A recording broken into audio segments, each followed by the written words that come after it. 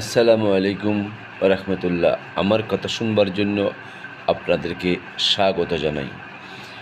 দেশনেত্রী আপসহীন গণতন্ত্রের মা, বাংলাদেশের মাটি ও মানুষের নেত্রী, বাংলাদেশের স্বাধীনতার সার্বভৌমত্বের প্রতীক, বাংলাদেশের জাতীয় ঐক্যের প্রতীক, সাবেক তিনবারের প্রধানমন্ত্রী, আপসহীন দেশনেত্রী বেগম খালেদা জিয়াকে উন্নত চিকিৎসার জন্য ফের আবারও ইংল্যান্ডে নিয়ে যেতে হচ্ছে।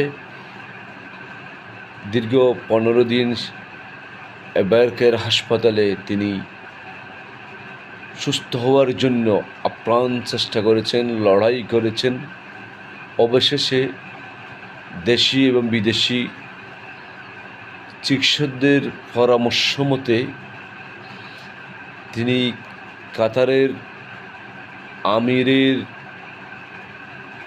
দেয়া এয়ার অ্যাম্বুলেন্স নিয়ে তিনি লন্ডন যাবেন। সম্ভবত কাল ভোরে তিনি যাচ্ছেন না।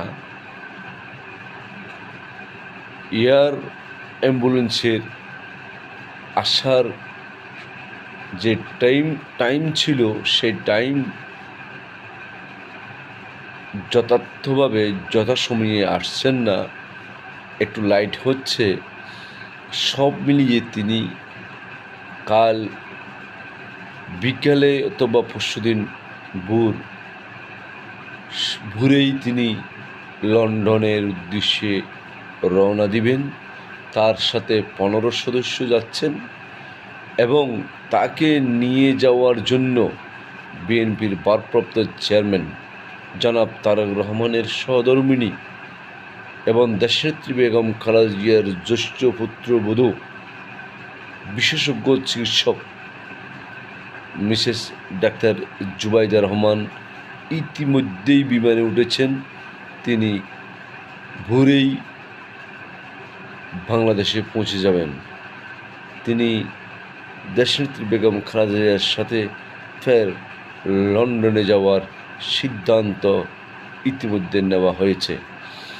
আমরা দেশবাসী এবং বিশ্বের অগণিত সচেতন রাজনৈতিক মহল সকলের কাছে কায়মানুবাক্যে দোয়া চাই যেন দেশনেত্রী সুস্থ হয়ে গণতান্ত্রিক রাষ্ট্র কায়েম করতে পারেন।